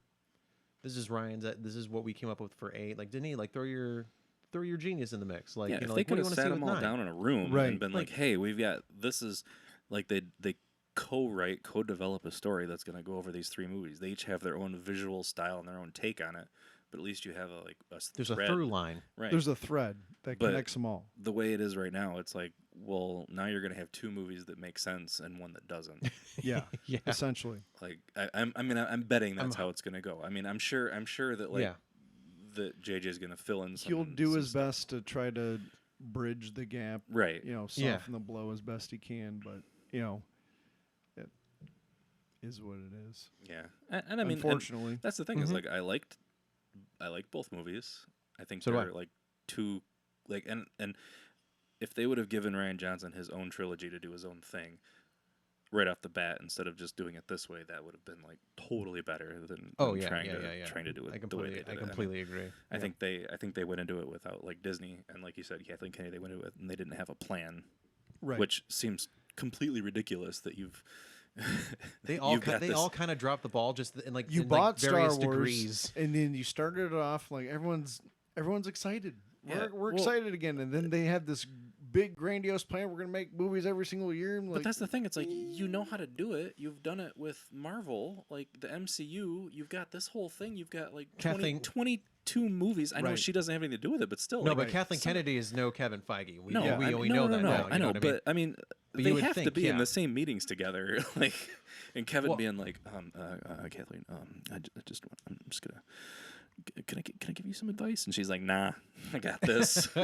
I did E.T. Remember that one? Yeah. But look at all the money. Look at all the money I made you. She's like, I don't care. Like I can make one movie and make billions. And you know what's a bummer though? Do you want that movie to be good? What's a bummer though is that like you have because they just announced that they're doing the Blu-ray collection of the Star Wars films completely in continuity. What's such a missed opportunity? What's sad is that first of all, Solo. I don't know what you guys thought about it. I kind of love Solo. I love Solo. I love I Solo thought it a was lot. great. It's for the people who were complaining that The Last Jedi wasn't a quote unquote Star Wars movie. Solo is was a Star Wars movie, Yeah. and you guys still complain. Straight so up, like whatever. Well, yeah, you're not gonna please the No. fan. There's always that gonna be section of somebody mad about fandom is something. horrible. But It's like toxic. it's super and It is. it's kind of killing the fandom like in a big way. It's like you could put all these guys that agree in one room and give them 20 minutes, and they're not gonna agree on anything. No. But what's sad is that like imagine if like we have it goes Solo and then Rogue One. Yeah. Imagine if we had like leading up to the events of Rogue One, even having a mission like for like the sequel to Solo, and if that does well, a third one, having all of these things like have like Han be a part of this like inadvertently being a part of this mission that's going to lead to Right. like the rebellion doing what would lead to the events of Rogue One. Like there's so much interconnectivity they could have done, and it's such a bummer. Yeah. That they just couldn't. They just could not get it done. Well, I'm it's hoping so they sad. can totally redeem themselves with like these Disney Plus shows. I hope so. Um, The Mandalorian, I need more, man. I'm not convinced. That trailer looked really cheap. The only thing that looked cool was IG-88 spinning around and shooting. Because I was just like, "Oh my god, that's Darth Vader." You could that was- give me an hour of that trailer, and But I'd be it's happy. Favreau. I'm not Yeah. going to doubt it because it's Favreau. So I mean, you know, if it's peak of his powers Favreau, it's gonna be great. If it's Lion King Favreau, I did not like the Lion I didn't see it. So. I didn't either because I've already seen it. King. That's exactly why I didn't like No, it but at all. I do. I actually do. I heard some things. I'm like, I do want to see it, the- but Can you feel love tonight during the daytime? It's because Disney's like, we don't want to allude to sexing because they're kids. It's like we got it in '94 and we They're were fine. animals. yeah, we They're figured animals. it out back Animals. then. It's an animal instinct. I'm excited for Sonic the Hedgehog. That's, I digress. Wow. Just That is, kidding. I love it's the first movie ever to where like post production has completely and utterly been derailed because of a trailer. They were like, "Oh crap! Oh my god, Yeah. no! Yeah, we didn't realize that you guys were such Sonic snobs." Which and I mean, don't get me wrong. When I saw Sonic's design, I'm like, that looks terrible. But I was like, Yeah. okay, I'm like, we'll see what the rest of the movie is. But then, like, holy wow, the internet went like, no. I mean, I give it Press a go the red because button. it's like Jim Carrey doing something funny and not like crazy serious. So I'm like, hey, cool. Yeah. But yeah, the whole design on and just No. no. Just Or the no. fact that Sonic can't dodge a tranquilizer dart that the dude who played Cyclops fired at him. Right. But then at the end of the trailer, he's surrounded by 10 million missiles and he can somehow like freeze time. And I'm like, whoa, wait, These are what? these are Yeah. your qualms over the Sonic movie. Little things like that just don't make sense to Just me. doesn't make any sense. Not to mention, it's a talking hedgehog that wears shoes and can run, That I've faster made than peace the with speed my of sound. I've made peace with my lord about about that element. But before we get too crazy about Sonic, is there anything like about Episode 7 that you feel like they should have like highlighted more, less, or? Well, it's not really fresh in my mind because it's been a while since I've seen it. But besides it being a retelling of A New Hope, basically. Yeah. That and Star Trek 09. Yeah. They're all essentially they're the same movie. It's the Kelvin verse. Yeah, Yeah. I mean, I don't know. I think they're good movies and I like them. I enjoyed it. So do I. I would have to watch them both probably back to back again, and make some notes on things Yeah. that I would change. For because me, it's not fresh in my mind. One of the changes I would make with Episode 8, and I've said it multiple times. Oh, we're starting on 8? Yeah. Okay, cool. It's too long. It drags out, especially the whole sequence with the shuttles and the ending part with the Star Destroyer going into hyperspace to take out that Oh, incredible. epic. Yeah, That was awesome. That was But super it takes so long to get there. Like, Yeah. It like does there's drag. there's no threat of anyone. Like the whole point, like I didn't expect anyone to die, and no one died. Like to me, it was like 15 minutes of nothing.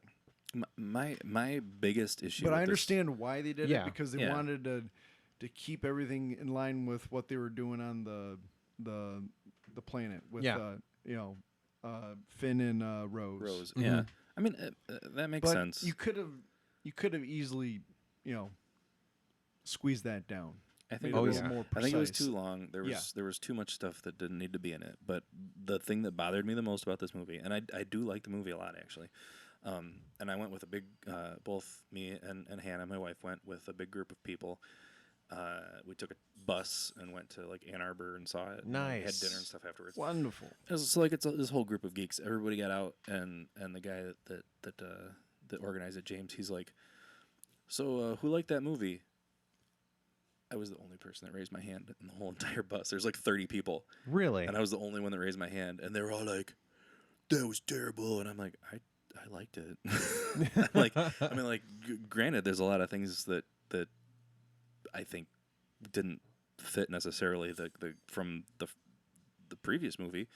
And the biggest problem I had with it is they're being chased by this ship the whole time, and the ship's shooting at them. Why are there missiles or whatever they're shooting, or their plasma beams? Why are they arcing? They're in space. There's no reason that this should arc. There's nothing for them that should go in a straight line.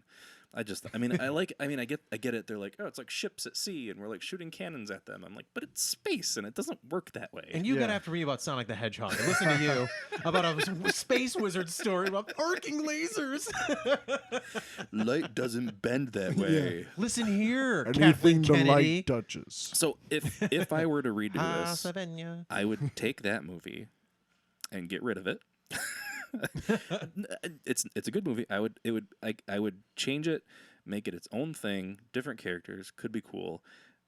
I just think that it doesn't fit the tone that Abrams set up with his movie, and I don't mind the whole Luke story. Like, I get it. Like, he was pissed off and he was wrong too. He was and he his was wrong. Storyline's He's incredible. He made one mistake. He's like, you know what? I time. just don't want to do this anymore. He's like, screw it. I'm leaving. Like, I'm useless. I tried to do this, screwed it all up. I'm out of here. He's always been kind of a little whiny dude. So I'm like, whatever. It actually fits his character. Father. Yeah, I thought it fit his character, and I wasn't mad about that. But back. I don't know. I wouldn't necessarily. Without completely rewriting the movie and doing a different movie, I don't know what I would change about it besides taking out a couple of the hokey things like the Cantobite thing and then like riding the weird pony horse things through the casinos and all that stuff. But that's all what I was talking about, like shrinking that whole sequence down because it just seemed like it just dragged out for no reason. Right. I agree. Yes. I understand, the method behind it, but I was just like, all right, where are we at? Yeah. When are we getting down to the salt planet? Yeah. I want to see some crystal foxes, man. Those were so Those cool. were dope looking. Oh my god. I'll give Ryan this. It was the most well shot Star Wars film ever. The best acted Star Wars film ever too. Cinematically, it was beautiful. Absolutely beautiful. I would say 8 and Rogue One are the best acted Star Wars movies, hands down. Okay. Episode 8. I think it's the most important movie for Star Wars, period. And the reason is Rian Johnson took a risk. Star Wars took a risk. Star Wars does not like to take risks. And even when they took no risks with Solo, it still flopped hard. So at this point in the game with Star Wars, I'm saying take risks. Like, you have to. Luke's storyline is perfect because I know that he wanted to get out there and start laser sorting it up and fighting, but that would make no sense given the fact that he's old. Yeah. He's old AF, man. But no, like it like when he was talking about that, I'm like, well, what if Ben Kenobi did that in A New Hope? All of a sudden, like, he just whoops Vader's ass and like escapes before he doesn't kill him, but he's kind of like lesson learned and hops on the Falcon. That would totally cheapen the entire rest of the movie. Right. Yeah. So if you do that to Rey, you totally cheapen her character arc. It makes no sense. And the people who complain about that clearly weren't thinking about the fact that they still have to tell a story that works. Do you remember the first Star Wars movie when Alec Guinness was fighting Sir Alec Guinness and Mark Hamill? Mark Hamill was the same age as Alec Guinness when Alec Guinness filmed A New Hope as Mark Hamill was There you go. in The Last Jedi. Yep. Yeah. So think about that. Remember that lightsaber Remember that? sequence? They were just kind of like, psh, psh, psh. Do you want to see Luke go out there and just be like, all right, psh, and then like the second later he gets shot by like 18 other like blasters? No, you don't want to see that. More. But yeah, so that always bothered me, and I'm sorry. Like, imagine Alec Guinness like flying in a TIE fighter, like, let me show you how it's done, boy. I'm sorry, in an X-wing going after the Death Star. TIE fighter would be even better. He's like, would- I've never flown one of these before ever. And he force pushes the plasma. He's like, It was always Anakin that did this. he's like, let go, Luke. And then all of a sudden we hear dee dee dee dee. And then all of a sudden, as he fires, he goes, not like that. And he pushes the torpedoes in there. Totally steals his character. Like, Right. they have to think about these kind of things. So like, his arc is fine. I liked Rey's arc is fine. Finn's arc is misunderstood, and let me tell you why. The arc for Finn in episode 7 is that he always wanted to be the hero. He wanted to be the hero. That's what he wanted to be. He wanted to be something beyond himself, and he didn't want to be a first officer anymore. So he finally did that. Episode 8 arcs, everyone thinks it's the same arc, and I don't know what movie they're watching. It's not even close to being the same arc. Because Finn, this time around, gets Rose's abject fandom. She's like, oh, you're the guy that did that? And he's like, yeah. What it's about is that, like, okay, you got what you want. You're the hero. Now it's about living up to the responsibility of being so. Like, if you wanted that spotlight, you wanted this life for yourself. Now you got to deal with it. You have to deal with it now, and he does it poorly.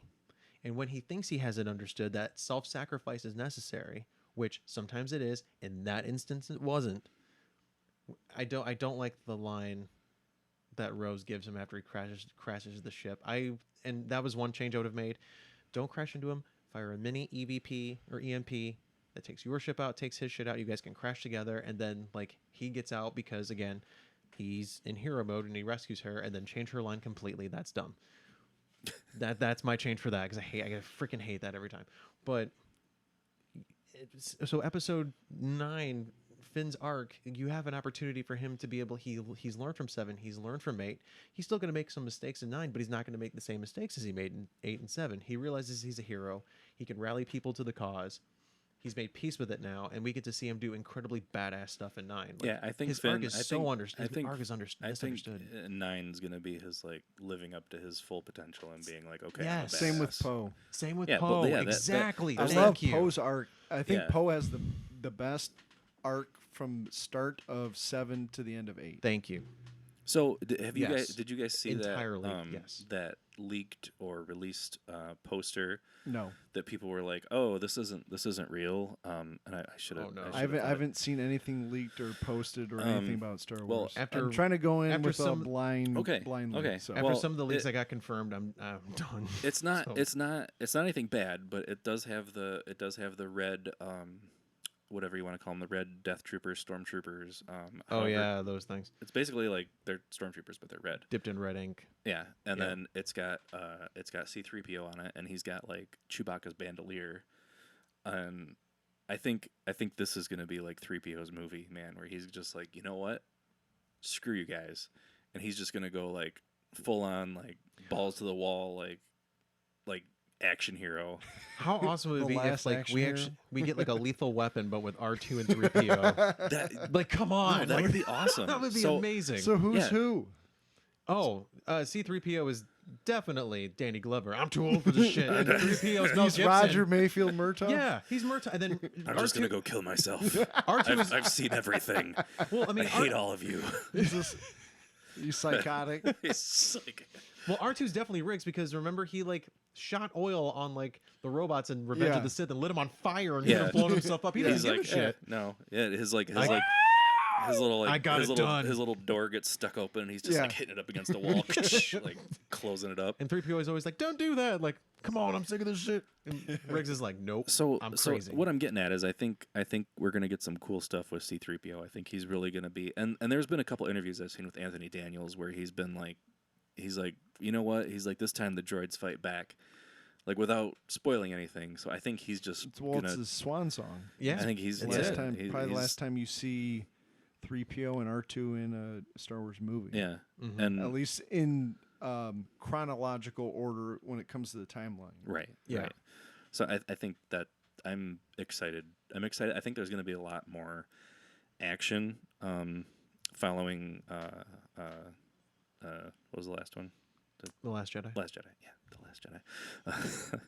That last one. We've got the one, yeah. speculation as to who, like, because I always thought when Kylo said that, you're nobody, you came from nobody, blah, blah, blah, that's just kind of a throwaway line. Like, he's going to say whatever he wants to say. He doesn't actually know.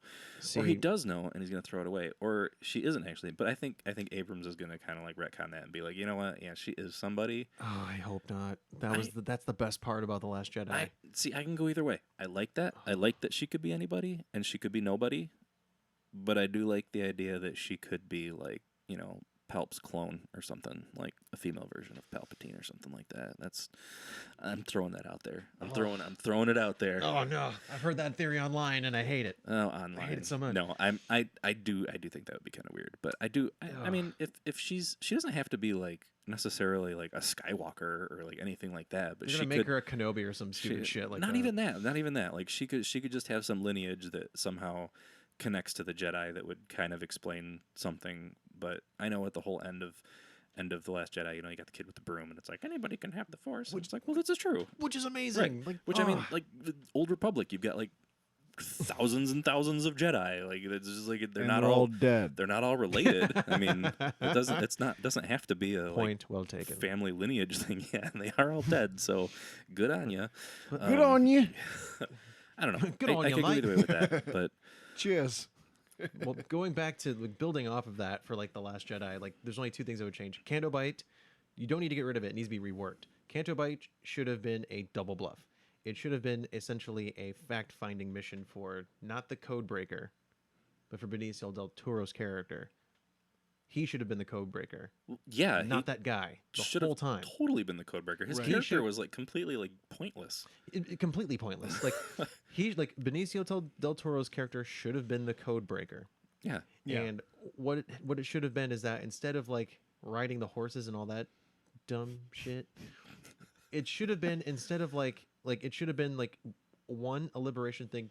To the exposing of the war machine that essentially is happening there. And then when they break out, it's all a distraction. Have the horses do whatever. And then imagine like inside of the casino, a spectacular like fisticuffs laser gun fight between Rose, Finn, and like the guards of Canto Bight, and then like officers of the First Order that are just posted up there. And that's how they get out. And then Benicio del Toro's character swings in a ship, gets them out. Word is out about exactly what's going on, who's funding the war, and perpetuating all of this for all of this kind of thing happening. Like if you rework that sequence, yeah, I'd watch that. It would be beautiful. That would be way better. I do think that because it's important. His but Benicio del Toro's character together. was like I thought he was going to be like somebody cool, and I'm like his character was a complete waste of my time. Yeah, like you completely underutilized like this really good actor. When they announced, he was going to be in it, everyone's like, "Oh my God, Benicio!" Yeah, who's he going to be? He's going to be somebody cool, and it's like, turns out, nah, he's not. He's just some random guy that they met on this planet. And that's what I would have changed too. I would have had it to where like when the shutdown of the station happens, part of that is done by Benicio. Yeah. So when he comes in, he goes, "I got their money, but you guys are my friends. Like, you guys ready to get out of here?" And he goes. And he does a whistle. He and BB-8, like that moment where BB-8 shoots the coins. That's their moment. And so when he looks over, he's like, "I got us a ride." And we look over and we see BB-8 and the chicken walker. We're like, come on, like you have Benicio, use him. Having him a part of the Resistance going into Episode 9 would be freaking sweet because now you have a guy that he's duplicitous. We know he's a good guy, but when he's away from the Resistance, nobody knows what he's going to do except that he's going to do something for the Resistance. You know how we know his character was completely meaningless? He didn't get his own action figure. That's right, he didn't, did he? I'm pretty sure he didn't. I mean, Rose has one. Pretty much. I mean, I think even horses on Canto Bight have their own action. They have a plush. Even the broom. The broom had one. Speaking of that, I mean, I know we're talking about something else, but I went to Meijer today, and there was no Star Wars stuff. It was they put it at the end of the girls' aisle, at the very end on the left. I mean, I get it. It's like we're in between movies and like stuff. Yeah, they had the Rogue One stuff marked down to like $10 for each figure, for the Black Series.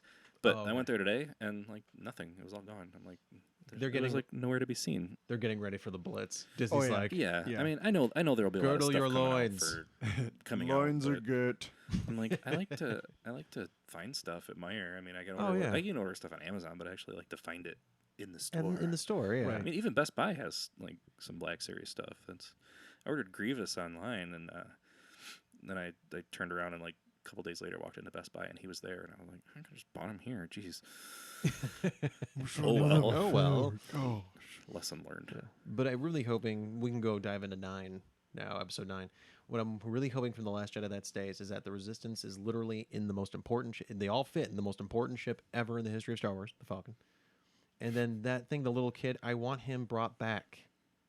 Accelerate the time. The Broom Kid? The time in between. Bring the Broom Kid back, because imagine There being able to see that kid there with the should ring. be a time like a fast forward like 2 to 5 years, whatever Yes. it is. Fast forward. In the episode 9 starts, whatever that time gap is, and you see what the Resistance is doing in this war. Like, Yes. how much ground have they gained?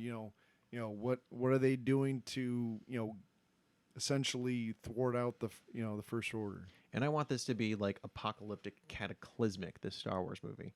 I want carried over the ring kid, like being able to see him, and like especially if like Rey or one other character is like, like how can we trust you? And then all of a sudden just click, we just have that like tight shot on the ring.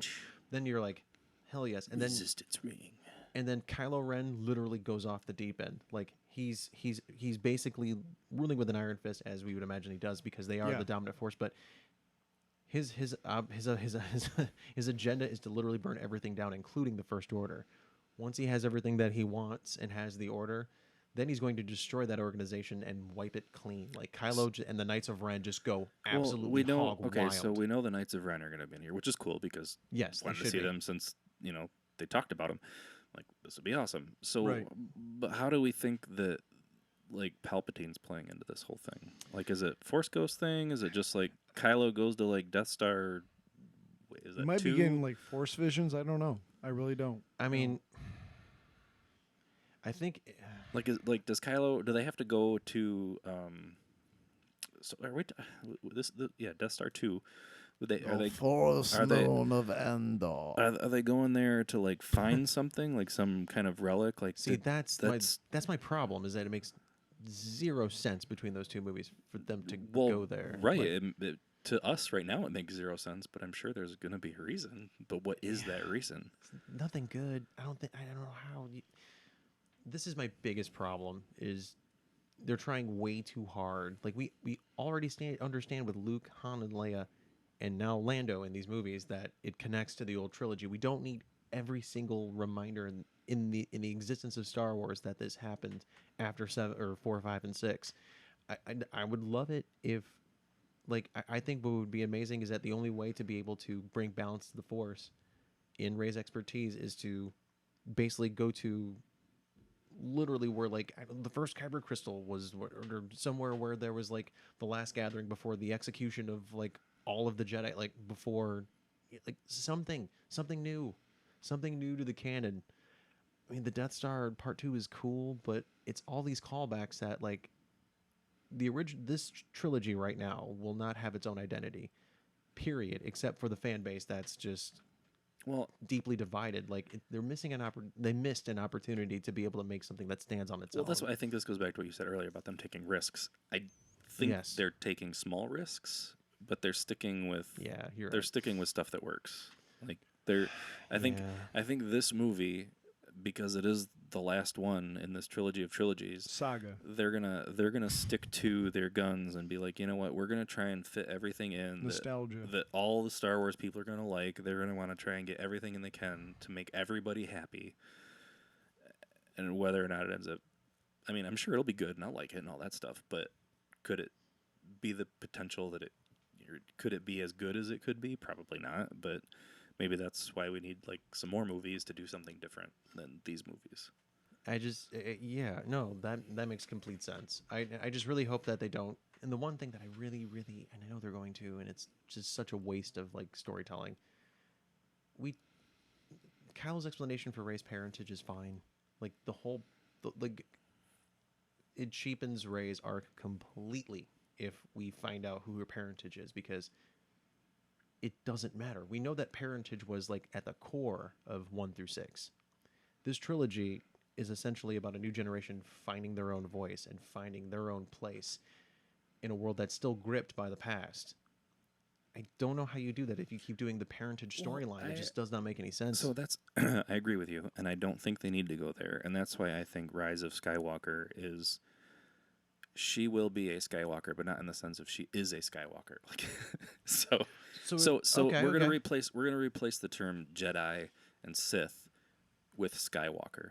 You are a Skywalker. You're a Force wielder. You're a Skywalker. I love that. So I really hope they do that, actually. Rise of the Skywalker, or Rise of Skywalker, is just a new term for Jedi. So she could be a Skywalker. Or a Force user. Or a Force user. So she's a rebranding of Jedi. She's a Skywalker. Is it like has she like found balance in the Force, like light and dark? Is that right. what her like yeah. a I really Jedi? hope that's what that is. So she's like you're taking Yeah. gray. So you're going on the gray route. So you've got a balance of dark and light. Qui-Gon Jinn-esque. Right. You've found the balance. You've reached, inner peace, inner whatever. You're not a Jedi, you're not a Sith. So what are you? You're a Skywalker.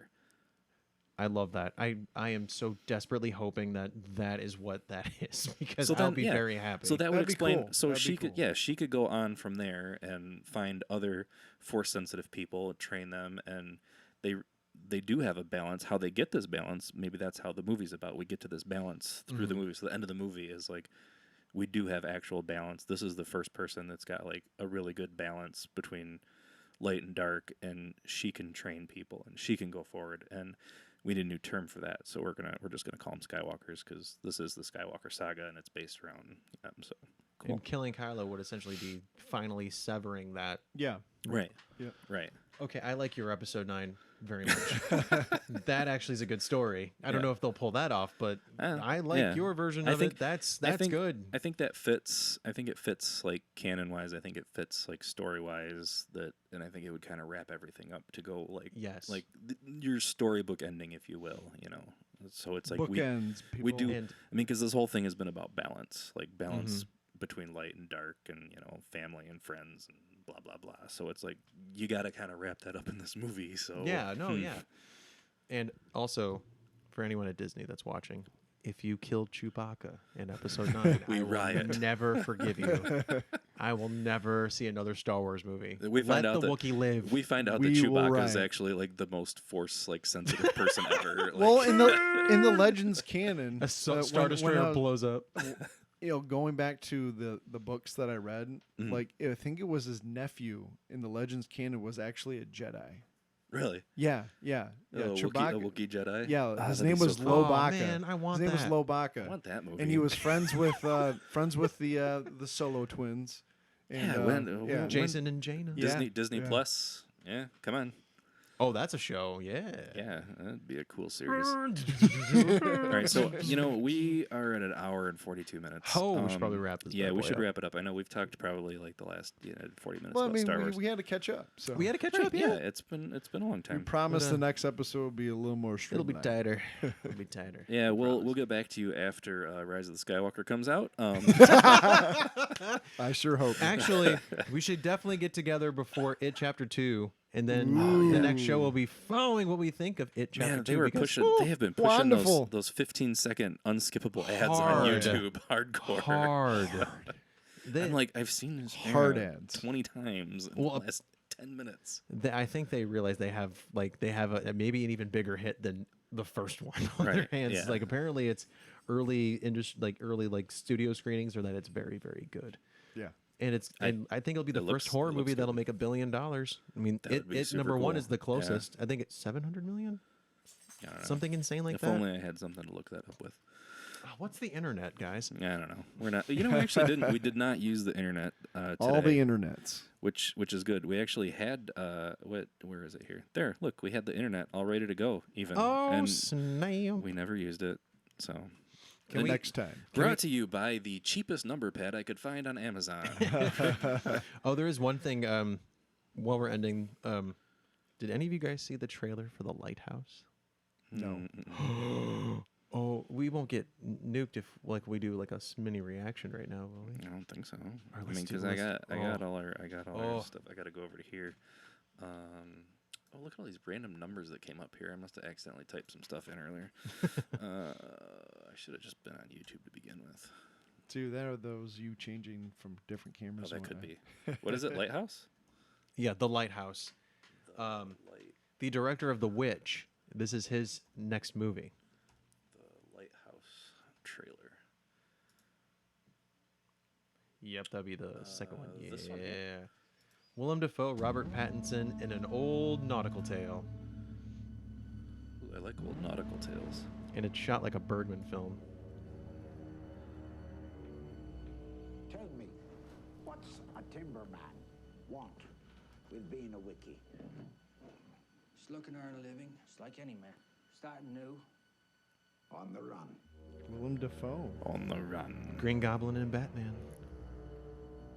Keeping secrets, are you? No, sir. This looks amazing so far. Just spill your beans.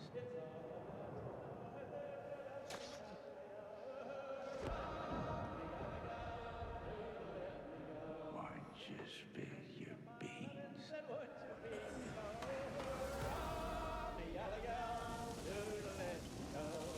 Why don't you spill your beans?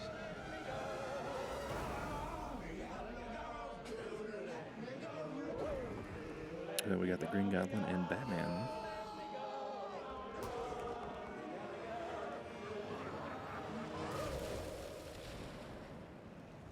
How long have we been on this rock? 5 weeks? 2 days? Help me to recollect.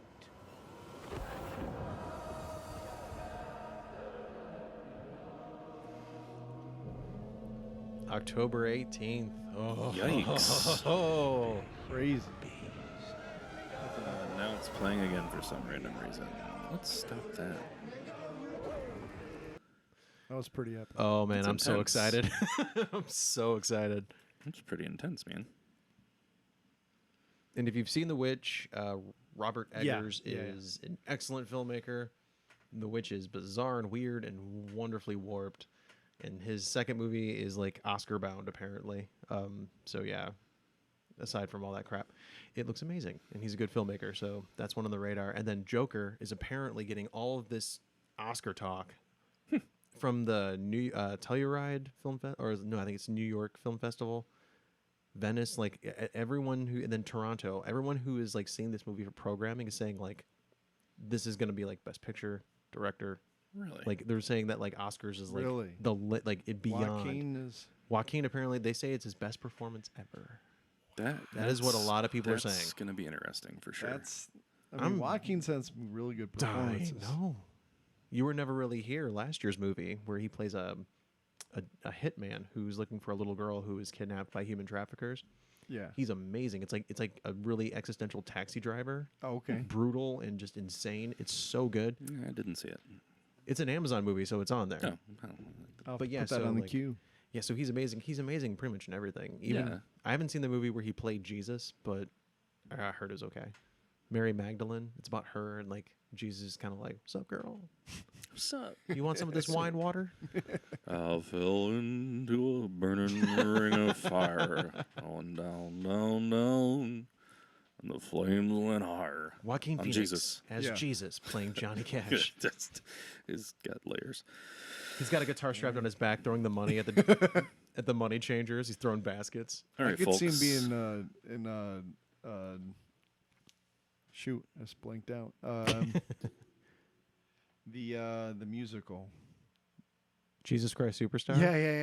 The most dark and violent Yeah. Jesus Christ Superstar. Yeah. Joaquin What's as the buzz? Tell me what's happening. What's the buzz? Tell me what's happening. What's the buzz? Tell me what's happening.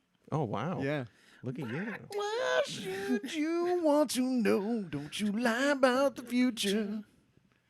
Oh yeah, that sounds so good. That's a golden. That's oldie groovy. over That here. is Some yeah. groovy stuff in Yeah, there. you guys are rocking out, man. I didn't get to watch the John Legend one, No, it even was though I good. heard that was good. It was very good. Yeah. Yeah.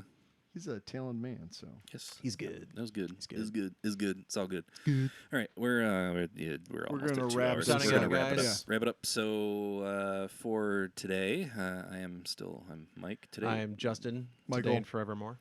And we will catch you guys in the next podcast coming up soon. We don't know when. We'll have to figure that out. But like, comment, subscribe, all that fun stuff. Thumbs up if you liked it. Thumbs down if you didn't.